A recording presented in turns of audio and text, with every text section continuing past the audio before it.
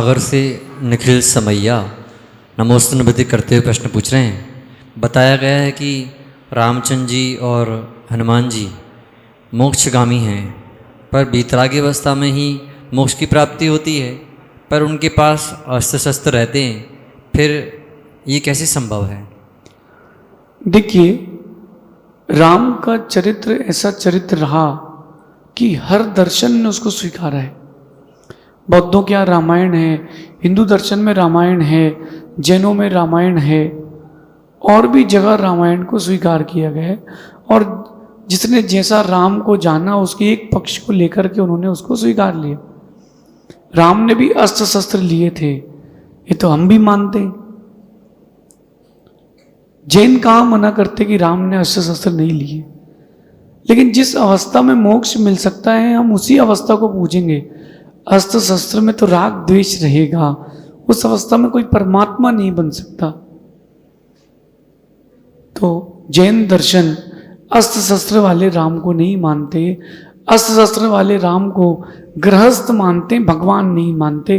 वो भगवान बनने वाले थे उस समय, बने हुए भगवान नहीं थे। आज सबसे मेरा एक बात कहनी है कि कहीं भी आप सिर टेक लेते हो, श्रद्धा से बड़ी कोई चीज नहीं होती, श्रद्धा से कीमती कोई चीज नहीं होती। तो एक बार देखें तो अपनी श्रद्धा हम दे किसको रहे।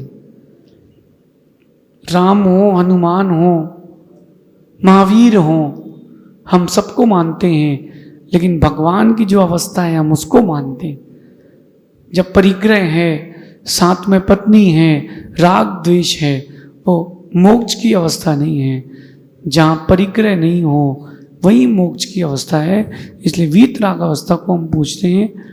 अगर आपको भगवान राम की, हनुमान की वीतराग अवस्था की प्रतिमाओं के दर्शन करना हो तो सिद्धवर कूट जाएं, मांगी तुंगी जी जाएं, अथवा चिचोली गांव है महाराष्ट्र में, वहाँ देख कर के आए। वीतराग भगवान राम का भी वहाँ पर एक मंदिर नया बना है, उसके दर्शन करके आए तो आपको मालूम चलेगा कि राम का सही स्वरूप क्या है। जानतला से पारस जैन पत्रकार नमोस्तु नमस्ते करते हुए प्रश्न पूछ रहे हैं। शरीर का स्वभाव बदलने की योग्यता किसके पास होती है? देखिए, कई लोगों का मानना है कि स्वभाव बदला नहीं जाता, लेकिन स्वभाव को बदलने की भी ताकत होती है, वो है वक्त। वक्त से बलवान कुछ नहीं होता। एक वो जो छोटी सी कैरी, कच्ची कैरी वक्त देती है पेड़ के साथ तो पका हुआ मीठा आम हो जाती है। तो वक्त में ताकत है आपके स्वभाव को और आपके शरीर को बदलने की, लेकिन उस वक्त के साथ साथ आपका पुरुषार्थ भी होगा।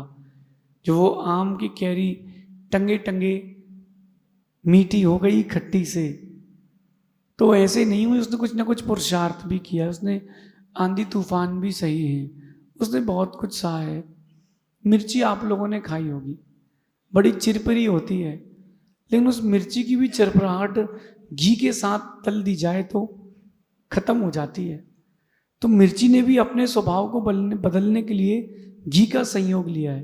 वक्त, संगति और आपका पुरुषार्थ आपके शरीर, आपके स्वभाव को जरूर बदल सकता है, ऐसा समझिए। बीना से जय कुमार जी जैन नमोस्तु नमस्ते करते हुए प्रश्न पूछ रहे हैं। अगर कोई व्यक्ति जो कि कुसील में पड़ा हुआ था लेकिन अपनी गलती को मानता है और पश्चाताप भी करता है, लेकिन उसके जीवन में ऐसे दृश्य आ जाते हैं जो उसे गलत के लिए प्रभावित करते हैं, तो उसे ऐसे क्या उपाय करना चाहिए जिससे उसका मन ना भटके? देखिए, दुनिया में जितने लोग हैं वर्तमान में कोई सुधरा नहीं है, सब चोर हैं, कोई साहूकार नहीं है। लेकिन बहिरंग निमित्तों से आप प्रभावित हो जाते हो, इसलिए वापस वहां जाने की इच्छा होती है। लंबा अभ्यास, लंबे समय की दूरियां और अपने अंतर मन की दृढ़ता, ये आपके अशुभ चित्त को बदल सकती है। सर्वश्रेष्ठ उपाय है उनके पास रहें जिनके अंदर विकार ना हो। कई लोग कहते हैं कि 21 दिन तक लगातार कोई चीज की जाए तो छूट जाती, जरूरी नहीं है। 21 दिन का अभ्यास भी एक समय के निमित्त के सामने आपको पीछे कर देता है। तो लंबे समय का अभ्यास इन सब से हट के जो विकार रहित हैं उनके पास रहें, तो उनके पास रहेंगे तो परिवर्तन आएगा। लोहा भी चुंबक के पास ज़्यादा देर रहे तो चुंबक बन जाता है। यहाँ तक कि मिट्टी में भी चुंबकीय तत्व आ जाते हैं लोहे के पास रखे रखे। तो अपन भी अगर उनके पास रहें, इस समय जिस समय निमित्त आपको प्रभावित कर रहे हो उनके पास रहें, जिनके पास रहने से आपके मन में विकार ना आए, तो आप विकारों से बच सकते हैं, ऐसा समझिए। एक सुधीर सावक का प्रश्न है, नमोस्तुभ्यते करते हुए प्रश्न पूछ रहे हैं कि कई बार जीवन में ओवर थिंकिंग होती है, तो उस ओवर थिंकिंग से बचने का सही उपाय क्या है? बहुत अच्छी बात। देखिए, ओवर थिंकिंग आपके ही दिमाग के में उत्पन्न हुई आपका ही पागलपन है, और ये ओवर थिंकिंग आपको पीछे जाके छोड़ देती है, आगे नहीं, बहुत पीछे छोड़ के जाती है। मैंने अपने जीवन में कई बार अनुभव किया, और हर मनुष्य के अंदर ये ओवर थिंकिंग होती है, और मेरे अंदर भी कई बार आती थी। जब उस हकीकत को मालूम किया तब मुझे मालूम चला कि अरे, अपन खुद को गलत समझ रहे थे जबकि अपन बहुत सही थे। मैं आपको अपनी एक बात बताता हूँ। गुरुजी से चर्चा हुई और गुरुजी के साथ हम लोग सब बैठे थे, और आप भी थे, महाराज जी भी साथ में थे। तो गुरुजी ने कहा कि आज से संघ में साधुओं के लिए बिहार में पाटे लगाने की व्यवस्था कौन से साधु शहर से स्वीकारेंगे, वैयावृत्ति करेंगे। तो किसी ने हाथ नहीं उठाया, मैंने हाथ उठाया। मैंने, गुरुजी अवसर हमें मिले। गुरुजी ने कहा तुम्हें नहीं मिलेगा, बैठो। मेरा मन हताश कि मतलब अपन की अब इतनी भी इज्जत नहीं बची क्या कि अपन साधुओं के लिए पाटे लगा पाए। और दूसरे महाराज श्री को, आचार्य श्री ने कहा कि तुमको संभालना है, और वो बात हो गई खत्म। 3-4 दिन तक मन उदास था। मैंने गुरुजी से पूछा, गुरुजी क्या अब हमारी ऐसी स्थिति भी नहीं बची कि हम साधुओं के लिए पाटे लगाएं? तो कहते हैं कि तुम पूरे बसंत हो। मैंने कहा क्यों? बोले बेटा, तुमने कर्म भूमि में जन्म नहीं लिया, तुमने भोग भूमि में लिया है। मैंने कहा इसका तात्पर्य क्या है? बोले जब अपन बिहार करके पहुंचेंगे, जब तक कमरे साफ होंगे, पाटे लगेंगे, कोई पाटा हिल रहा होगा, उसकी व्यवस्था होगी, छोटा होगा बड़ा होगा, 1 घंटे लगेंगे, और तुम पाटे लगाने वाले व्यक्तियों में नहीं हो। तो मैंने कहा क्या करूंगा मैं? तो बोले तू एक काम करना बेटा, एक छोटा सा पाटा लेना और किनारे किसी कोने में सामायिक करने बैठना। जब तक तुम्हारी सामायिक होगी, पाटे लगे मिलेंगे, तो अपना ग्रंथ लिखना प्रारंभ करना। ये मेरी ओवर थिंकिंग मुझे गुरुजी से दूर कर सकती। तो ओवर थिंकिंग आपके जीवन का अभिशाप है। ज्यादा सोचने से पुरानी चीजें भी चली जाती है। ज्यादा ना सोचें, ज्यादा ना सोचें, जो चल रहा है उसमें जीवन जिए। जो लोग ज्यादा दूर का सोचते हैं वो एक कदम नहीं चल पाते। तो दूर का तो सोचना चाहिए, ज्यादा दूर का नहीं। मैं भी मोक्ष मार्ग में आया हूं, मैंने कभी सोचा ही नहीं कि जब 75 साल का होऊंगा तो माला कैसे फेरूंगा। वो परिस्थितियां उस समय जो होंगी वैसा खेलेंगे।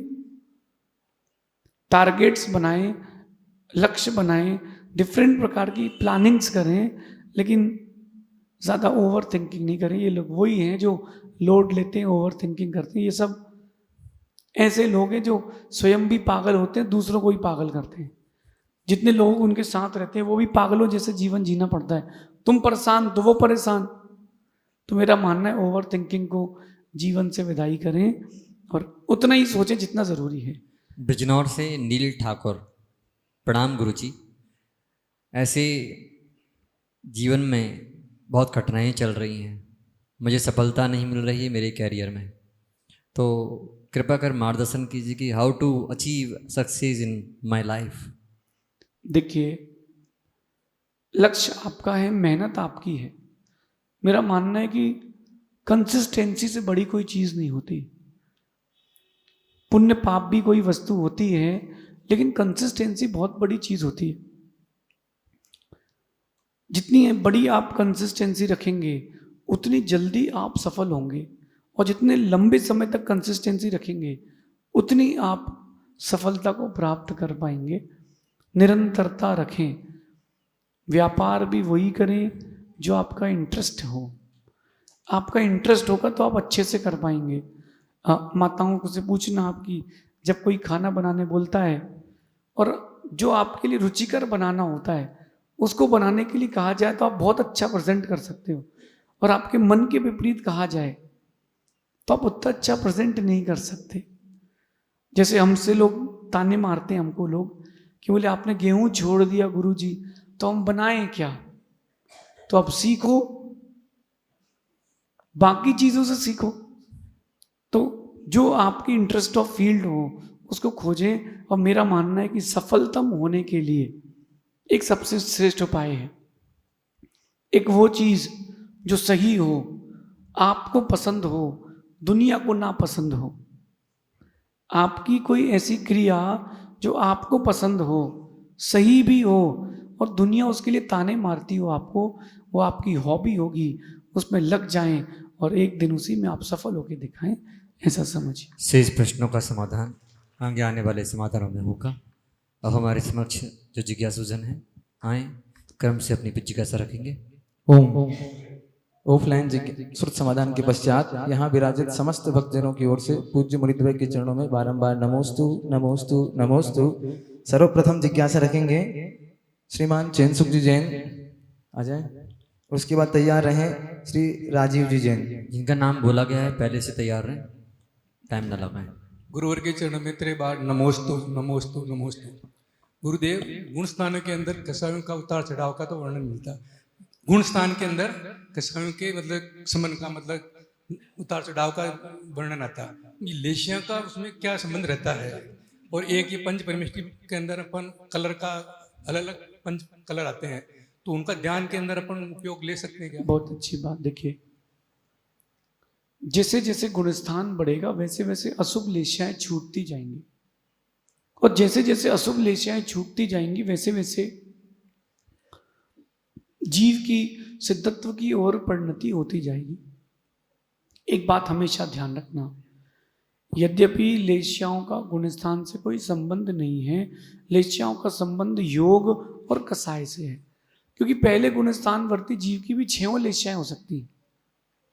गुणस्थान की अगर आप बात करते हैं, गुणस्थान अपेक्षा से पहले स्थान में तो अशुभ लेशिया पहले गुणस्थान वर्ती जीव की भी 6 लेशियाएं हो सकती हैं, और उसी के कारण अभव्य जीव मुनि वेश मुनि लिंग धारण करके शुक्ल लेशिया के दम पर 9वें ग्रेविक जाता है। तो ये अपने दिमाग से बात निकाल दें कि नीचे के गुणस्थान में अच्छी लेशियाएं नहीं होंगी, कि ऊपरी के गुणस्थान में अशुभ लेशियाएं नहीं होंगी, ऐसा नहीं है। जैसे जैसे अपन सम्यक्त्व के साथ आगे बढ़ेंगे, लेशियाओं का अशुभपना घटता जाएगा, जाता जाएगा। लेकिन कषाय से अनुरंजित परिणाम और योग, इनका संबंध लेशिया से होता है। तो अपन गुणस्थान को ऊंचा ले जाएंगे तो लेशिया उसमें सहायक है। तो आप ऐसा समझना, कसायों को मंदता, कसायों की मंदता और योगों की अचंचलता और शुभ योगों की प्रवृत्ति, ये आपकी शुभ लेशिया में कारण बनेगा। क्योंकि एक मिथ्या दृष्टि जीव का भी अच्छा ओरा होता है। कई देशों के राजा दया दत्ती करके जीते, कई नेता वगैरह अभिनेता वगैरह दया दत्ती करके जीते, मिथ्यात्व में जीते, लेकिन इसके बाद भी उनकी लेशियाएं शुभ होती हैं। तो ये ऐसा है।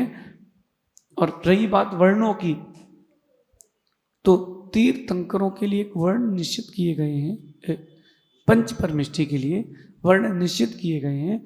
उन निश्चित वर्णों को लेकर के भी आप ध्यान कर सकते हैं। ऐसा तत्वानुशासन ग्रंथ में आचार्य नागसेन स्वामी ने कहा है, और उनका प्रयोग बहुत अच्छा होता है। कई बार कलर अकेले से आप उनको तीर्थंकरों का ध्यान करते तो एकाग्रता बढ़ती है। सिद्धों का सफ़ेद, आचार्यों का पीला और उपाध्यायों का हरा, इस प्रकार से आगम में वर्णन है, ऐसा समझिए। नमोस्तु। राजीव जी जैन, फिर इसके बाद तैयार रहेंगे श्रीमती प्रतिभा जी जैन सिंगोली। दोनों महाराज जी के चरणों में 3 बार नमोस्तु। महाराज जी, मुझे ये पूछना है कि शांति धारा पढ़ते हैं तो स्वास्थ्य लाभ हेतु, परीक्षा लाभ हेतु और चुनाव में कोई नेता खड़ा उसकी जीत हेतु, ये पढ़ना चाहिए? यदि हाँ तो निकांक्षित अंग में दोष लगता है क्या?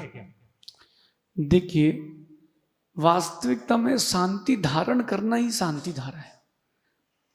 शांति धारा करते समय फोटो खींची कि नहीं, नाम बोला कि नहीं, पानी कम पड़ा तो नहीं, किसी ने हाथ लगाया कि नहीं, इन सारी चीजों को अगर आप ले लेते हो तो वो शांति धारा नहीं है, वो अशांति धारा है। केवल पैसा दे करके या कलश उठा करके शांति धारा नहीं होती, ये बहिरंग है। अंतरंग से भावों की साम्य परिणति भी होना चाहिए। रही बात आकांक्षाओं की, तो जो आकांक्षाएं हैं शांति धारा के पीछे वो पूरी भी हो जाएं, लेकिन फल वो नहीं मिलेगा। एक नेता, जैन नेता, दो जैन नेता खड़े हुए आपके यहाँ से पार्षद के लिए, और दोनों ही शांति धारा कर रहे हैं, दोनों का ही नाम लिया है, तो दोनों जीतना चाहिए, और जीतेगा एक ही। तो सबका अपना अपना पुण्य पाप है। आकांक्षाओं के साथ शांति धारा ना करें। किसी के स्वास्थ्य लाभ आर्तम कभी पढ़ते हैं तो कम से कम जीव की रक्षा की परिणति है, लेकिन होगा वही जो उसकी भवितव्यता में लिखा है। तो अपन इतना ध्यान रखें कि जब भी शांति धारा आदि पढ़ें, मेरा ये पर्सनल व्यू है और आगम भी इसी के साथ बोलता है कि व्यक्तिगत नाम ना बोल करके सर्वे शाम बोलना चाहिए, और जितने लोग पुण्यार्जक हैं उनको अपना नाम स्वयं लेना चाहिए। मैं यही प्रयास करता हूँ कि श्रावकों का नाम ना लेकर के परमात्मा का नाम लूँ, क्योंकि श्रावकों का नाम किसी रिद्धि मंत्र में नहीं आता, परमात्मा का नाम रिद्धि मंत्र में आता है। और कई जगह मैंने देखा कि एक जगह तो 1008 नाम लिए गए शांति धारा में, 3 टाइम शांति धारा चली, सुबह दोपहर शाम। अब आपका नाम बुलवाने के लिए भगवान के ऊपर जल डालना मुझे नहीं लगता कि ये पुण्य बंध का कारण होगा। हमने बहुत शांति धारा की है और लगभग 1500 दिन तो मैंने लगातार की है, इतना तो मुझे होश में है। 5 साल मैंने लगातार की है। तब मैंने एक चीज़ पाई कि उस समय हम लोग जो शांति धारा पढ़ते थे वो कहते थे अस्माकम, सब अपना अपना नाम मन में लेते थे, क्योंकि शांति धारा में विघटन ना हो। नाम लेने में कोई दोष नहीं है, लेकिन आकांक्षाओं पूर्वक ना ले, अन्यथा निदान में भी जा सकता है, ऐसा समझ। नमस्ते। श्रीमती प्रतिभा जी जैन सिंगोली, इनके बाद तैयार रहेंगे विजय भैया लोहाड़िया।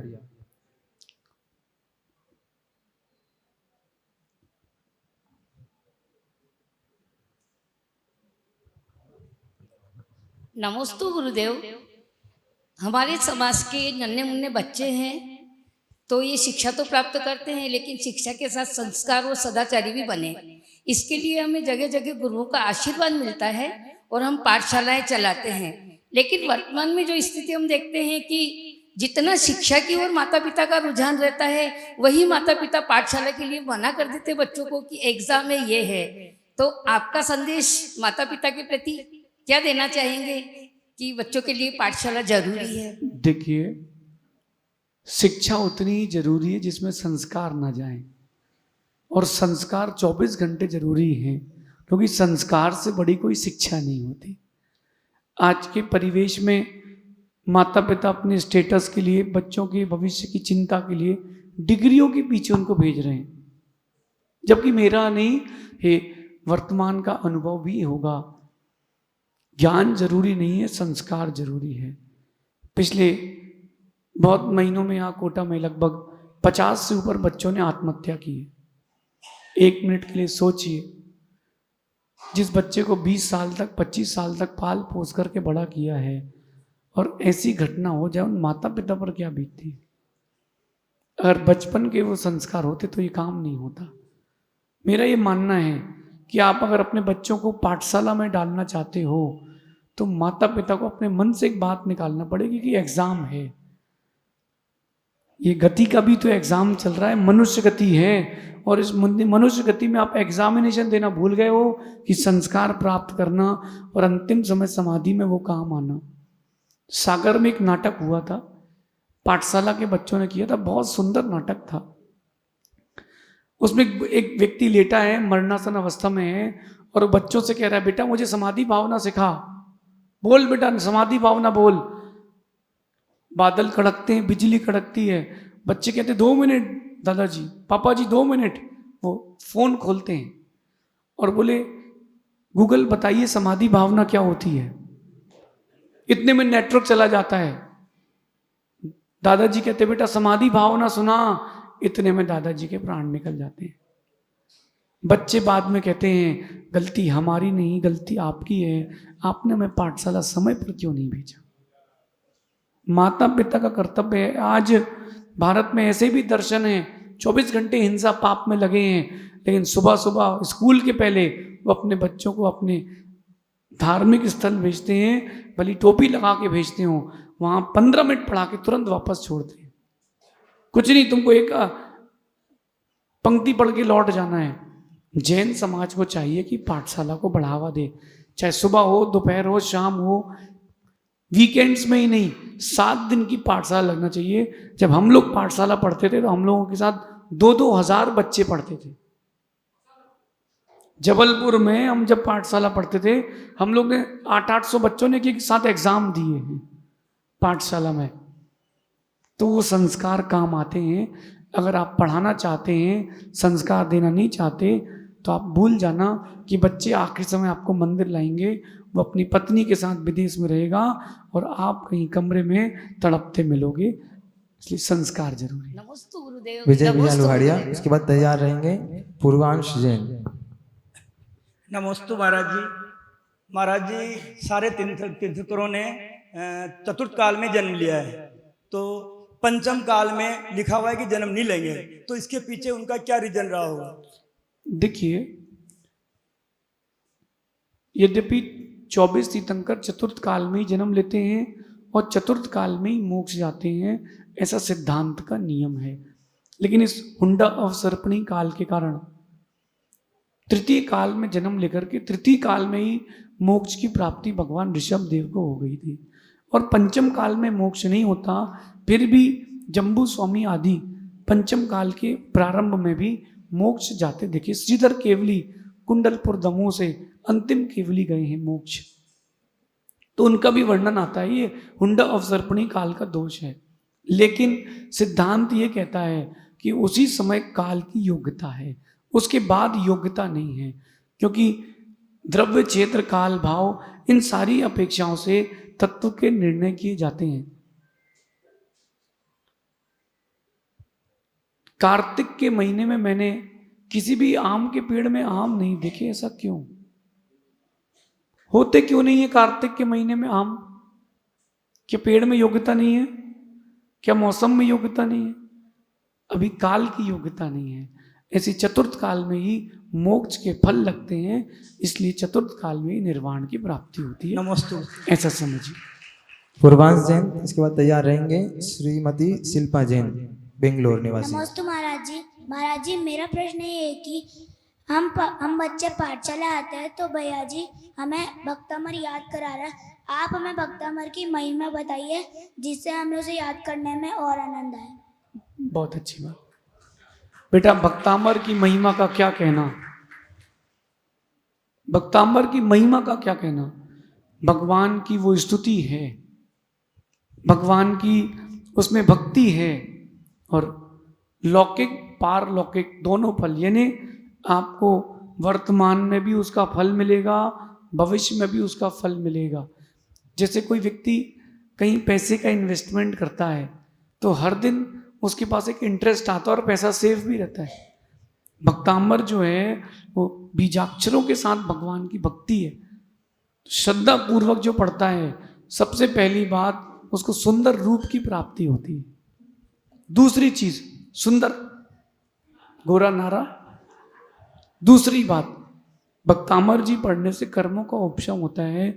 और तीसरी बात भक्तामर जी के पाठ से आपका एक अपना वर्ड पर्सनल एक ओरा ऐसा बनता है कि जो पाप आने वाले रहते हैं वो आके दूर से ही लौट जाते हैं, और जो पुण्य का संग्रह होता है उसका क्या कहना।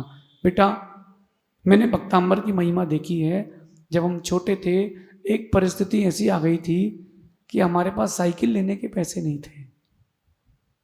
फिर हमने भक्तांबर जी का विधान प्रारंभ किया, भगवान की रोज पूजन करी भावों के साथ। फिर वो दिन आया कि हमने दोस्तों को भी गाड़ी गिफ्ट करिए। भक्तांबर के विधान की महिमा अपरंपार है। श्रावकों को भक्तांबर विधान प्रतिदिन करना चाहिए। मेरा मानना है कि अगर ये पाठ करते रहेंगे तो एक दिन कर्मों का पाठ मिटेगा और व्यक्ति के साथ मोक्ष की संसिद्धि भी जुड़ेगी, ऐसा समझ। नमस्ते गुरु। श्रीमती शिल्पा जी जैन, इसके बाद तैयार रहेंगे अरहम जैन, बेंगलोर निवासी। गुरुवर के चरणों में बारंबार नमोस्तु नमोस्तु नमोस्तु। मुनिश्री प्रेमित सागा महाराज जी के चरणों में नमोस्तु नमोस्तु नमोस्तु। गुरुवर, मेरी ये जिज्ञासा है कि फलों को प्रासुक किस तरह से करना चाहिए? देखिए, गोमटसार जी में और मूलाचार जी में, दोनों ग्रंथों में फलों को प्रासुक करने की और भी द्रव्यों को प्रासुक करने की विधि कही गई है। कई लोग इसमें हट करते हैं, कुछ लोग जो विनम्र परिणामी होते हैं वो समझ भी जाते हैं। सुक्कम पक्कम तक्कम लवण मिश्रियम छिन्न भिन्न, एक गाथा जो गोमटसार जी की है उसमें लिखा है कि सुखा करके, छिन्न भिन्न करके, नमक आदि डाल करके भी आप प्रासुक कर सकते हो द्रव्यों को। बात करते हैं फलों की। फलों को अगर आपने छिन्न भिन्न कर लिया है छुरी चाकू के माध्यम से या और किसी भी यंत्र से, तो वो छिन्न भिन्न करने से भी प्रासुक हो जाते हैं। कई जगह ये भी उल्लेख आया है कि उबालने से ही प्रासुक होते हैं। आगम में दोनों प्रमाण दिए हैं कि फलों को छिन्न भिन्न करके भी प्रासुक कर सकते हैं, फलों को उबाल के भी प्रासुक कर सकते हैं। दोनों ही विधि लिखी हुई है, दोनों विधि मानना चाहिए। पूर्व की घटना हो गई थी, एक मुनिराज, इस घटना को 60 साल के आसपास हो चुके हैं। उन्होंने अपने गुरु से कहा कि गुरु जी, मैं फलों को तो उबाल के ही खाऊंगा, लूंगा तो उबले हुए फलों को लूंगा। क्योंकि गुरु जी ने कहा कि बेटा ऐसा नहीं है। आगम में 2 प्रमाण दिए, अगर कोई छिन्न भिन्न करके दे रहा है तो भी ले सकते हो, अगर कोई उबाल के दे रहा है तो भी ले सकते हो। तो उन्होंने मानी नहीं और गुरु से विच्छेद को प्राप्त हो गए।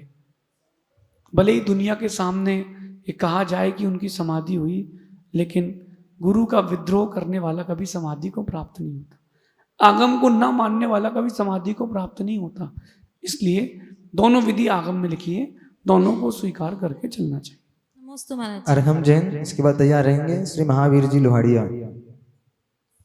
नमस्ते गुरुदेव। गुरुदेव, मेरी जिज्ञासा ये है कि अगर हम जैसे आलू को आजीवन त्याग करते हैं और आजीवन त्याग करने से पहले हमने उसको खाया है, तो क्या हमें पाप लगेगा? बहुत अच्छी बात बेटा। आलू क्या, सभी चीज़ों के साथ यही बात है कि उसको जो आपने खाया था, पहले सेवन किया था, उसका पाप तो लगेगा। लेकिन आपने छोड़ दिया है, अब पाप का बंद हो गया है, बंद। लेकिन वो जो संचित रोगे रख चुकी है ना पाप, उसका प्रायश्चित लेकर के शुद्ध हो सकते हैं। जैसे एक कमरा है, उस कमरे में आपने कचरा जोड़ना चालू कर दिया। किसी ने बताया कि नहीं भैया कचरा नहीं जोड़ना, कचरा नहीं करना चाहिए, कचरा कमरे के बाहर फेंकना चाहिए। आपने कचरा बाहर फेंकना चालू कर दिया, लेकिन कमरे में तो भरा है। ऐसे ही पूर्व में जो किया है वो तो बंधेगा। हमने मिथ्यात्व का त्याग किया था और आलू प्याज आदि का त्याग गुरु जी से ही आजीवन किया था। फिर त्याग करने के पश्चात हम लोगों ने कहा था कि गुरुदेव इतने साल तक हम लोगों ने सेवन किया है, इसका प्रायश्चित दें। तो उन्होंने प्रायश्चित दिया था। इसलिए प्रायश्चित लेकर के शुद्ध भी हो जाना चाहिए, त्याग भी करना चाहिए। आप खाते हैं, खाएंगे? बहुत अच्छी बात, आशीर्वाद। महावीर जी लोहाड़िया, इसके बाद तैयार रहेंगे श्रीमान सुरेश जी जैन। नमोस्तु स्वामी, नमोस्तु नमोस्तु। महाराज जी, हम सच्चे देव गुरु शास्त्र को तो मानते हैं, किंतु कभी भी कोई विपदा आने के ऊपर हम पथभ्रष्ट हो गए कुदेव को राजगुरु से चले जाते हैं। तो हमें ऐसा क्या करना चाहिए जिससे हमारे सच्चे देव सदगुरु से श्रद्धान अडिग रहे? देखिए, परिणति आपकी अच्छी होगी या भवितव्यता अच्छी होगी, तभी आप मेरी इस बात को समझ पाएंगे। आपसे मतलब सभी के लिए बात है। हमें लगता है कि कुदेव, कुशास्त्र और कुगुरु आपकी मदद कर रहे हैं, आपको लगता है, ऐसा है नहीं। देव शास्त्र गुरु से बढ़ के दूसरा कोई नहीं होता। रही बात श्रद्धा, अश्रद्धा और डगमगाने की, 4 चीजों को छोड़ देंगे तो आप मिथ्यात्व से बच सकते हैं। 4 बातों को मैं कहता हूं, इनसे आप दूर हो जाएंगे तो मिथ्यात्व से दूर हो जाएंगे। भय, आशा, स्नेह, लोभ। ये भगवान समंत भद्र स्वामी ने रत्नकंठ शावकाचार में कहा है, भयाशा स्नेह लोभाश्च कुदेवा गम लिंगी नाम। ये 4 प्रत्यय ऐसे डर के कारण, भय, आशा, स्नेह, लोभ, ये आपको कुदेवों के पास ले जाता है। श्रद्धा को मजबूत रखें, इन 4 पर चिंतन करें और भय, आशा, स्नेह, लोभ से दूर रहेंगे तो किसी भी परिस्थिति में आप मिथ्यात्व का सेवन नहीं कर पाएंगे, ऐसा समझिए। सुरेश जी जैन, इसके बाद तैयार रहेंगे श्रीमती कौशल्या देवी जी। गुरुवर नमस्तु नमस्तु नमस्तु। गुरुवर पहले तो मैं ये कहना चाहता हूँ कि प्रवचन के दौरान आपके प्रवचन ऐसे लगते हैं जैसे मनुष्य बुराइयों का ढेर हो और इतनी सारी बुराइयां निकालनी है मतलब लोग। दूसरा मेरा प्रश्न ये है कि जब मृत्यु होती है, अगला भाव मृत्यु के क्षणों में बनता है या पहले बनता है? बहुत अच्छी बात। देखिए, दोनों प्रकार से बन सकता है। एक आयु कर्म के उल्लेख में जो आगम का कथन आया है वो समझिए। जो भी जीव जितनी आयु लेकर के आया है उसके त्रिभाग में उसका आयु कर्म बंधेगा, अगली भाव की टिकट। सुरेश जी, जब तक आप आत्मा को त्रैकालिक नहीं मानेंगे तब तक सब कुछ पढ़ना, सुनना, समझना व्यर्थ है। मैं था, मैं हूं, मैं रहूंगा, इस पर श्रद्धा होगी, इस पर श्रद्धा होगा आपकी तो ही आप आगे बढ़ पाएंगे। समझिए, आप थे, हैं और रहेंगे। जैसे कोई पुरुष 90 वर्ष की आयु लेकर के आया, 80 वर्ष की आयु लेकर के आया, तो 80-90 वर्ष के त्रिभाग करते हैं, 3 हिस्से करते हैं, तो 30-30-30। तो जो 90 वर्ष की आयु लेकर के आया है उसके 60 वर्ष की उम्र के बाद आयु बंद होगा, यानी 61 से 90 के बीच में। अगर पहले त्रिभाग में नहीं बंधा, ऐसे 8 बार त्रिभाग आएंगे, मतलब 30 जो वर्ष की आयु बची है इसमें 8 बार ऐसा समय आएगा जब आयु बंद का समय आएगा।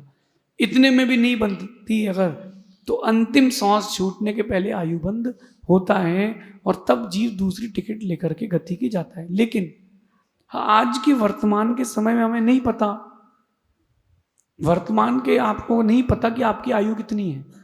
यहाँ से आप घर पहुँचोगे कि नहीं, यहाँ से मैं कमरे तक पहुँचूंगा कि नहीं, निश्चित नहीं है। तो ये मान के चलें कि आयु बंद कभी भी हो सकता है। इसलिए परिणामों को शांत और विशुद्ध रखें प्रति समय, ऐसा समझिए। और रही बात प्रवचन की, तो वास्तविकता में प्रवचन तो यही है। इतनी सारी बुराइयां हैं व्यक्ति में। देखिए, अनादि से इकट्ठी की गई बुराइयां हैं, उनको ही समेटना, ये मनुष्य भाव को सार्थक करना है। तो आज से निरंतर 24 घंटे इसी में लग जाएं, बुराइयां छांटने में नहीं, अच्छाइयां जोड़ने में। अच्छाइयां जोड़ते जाएंगे, बुराइयां छूटती जाएंगी। मैं चौके में जाता हूँ, जो जो मुझे लेना वो रोक लेता हूँ, बाकी हटा देता हूँ, तो उतने में ही खेलेंगे। आपको भी यही करना है। बुराइयां कब तक हटाएंगे? अच्छाइयां इतनी बढ़ा लें कि बुराइयां अपने आप समाप्त हो जाए। और गुरुजन ही अगर नहीं समझाएंगे तो आपको कम समझाएगा कौन। इसलिए आवश्यक है, धोते रहेंगे आपको हम तो एक दिन आप साफ होते रहेंगे। तैयार रहेंगे। लेकिन ये बात उसी को समझ में आएगी जिसकी भवितव्यता होगी, वरना लोग बातें दिल में लेकर के घर भी चले जाते हैं, लौट के नहीं आते हैं, ऐसा समझ। कल मौन रखने के फायदे नहीं बताए। देखिए, कल एक पूछिए। कल मौन रखने के फायदे नहीं बताए। कल मौन रखने के फायदे, भोजन करते समय जो मौन रखते हैं उसके फायदे नहीं समझ में आए। भोजन समझ में आ गए आपको? नहीं, मैंने नहीं आए, मतलब नहीं आए। सुनिए, जो मौन रखते हैं भोजन के समय, सबसे पहली बात आगम का आपको परिपालन होता है। दूसरी चीज, मौन रहते हैं तो आपकी इंद्रियों की निग्रह भी रहता है कि मांगेंगे नहीं, तो जो मिल गया वो खा लेंगे। तो रसना इंद्री का निग्रह होता है, तो इंद्रिय दमन हो गया, संयम हो गया, पुण्य का आश्रम। मौन रखने से व्रत का पालन, आगम की आज्ञा का पालन करने से तो आपकी सम्मिक्त का परिचय हो गया। और भी बहुत सारे कारण होते हैं। मौन रह करके भोजन करते हैं तो आप भोजन पर दृष्टि रहती है, आप जीव आदि के सेवन से भी बच सकते हैं और अनेकों रोगों से भी रक्षा हो सकती है। इसलिए मौन पूर्वक भोजन ही सुधी जनों को करना चाहिए। कौशल्या देवी जी उसके बाद तैयार रहेंगे श्रीमान निर्मल जी लोहाड़िया।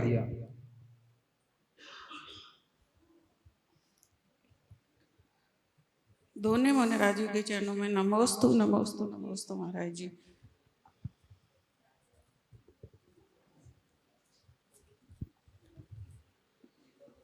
आज ही पूछना है दादी, आज ही पूछना है, समय हो गया है, जल्दी पूछिए, समय नहीं है इतना। महाराज जी मेरा ये प्रश्न है कि मेरे ज्ञान में मनुष्य बहु 8 बार आता है, तो मनुष्य बहु 8 बार आता है, हो सकता है ये बहु आखिरी हो, तो हमें इसका कल्याण कैसे करना चाहिए? देखिए ये भाव ना आपका आखिरी है ना हमारा आखिरी है, क्योंकि स्त्री पर्याय से मुक्ति नहीं और पंचम काल कैसे में करना चाहिए महाराज? आपको भले ही ख्याल आता हो कि मनुष्य भाव 8 बार 10 बार जितने बार भी आए, अभी इतनी जल्दी मुक्ति मिलने वाली नहीं है। पहले तो आपको महाव्रतों को लेना पड़ेगा, फिर आगे के रास्ते खुलेंगे। तो पहले आप इस भाव में आरिका बन जाएं, फिर आगे वाले भाव में आपको मौका मिलेगा। आरिका बनने की शक्ति ना हो अगर, तो कम से कम व्रती बनकर तो आयु को पूर्ण कर लें, ऐसा समझिए, आगे चलते। नमस्ते। अंतिम प्रश्न श्रीमान निर्मल जी लोहाड़िया।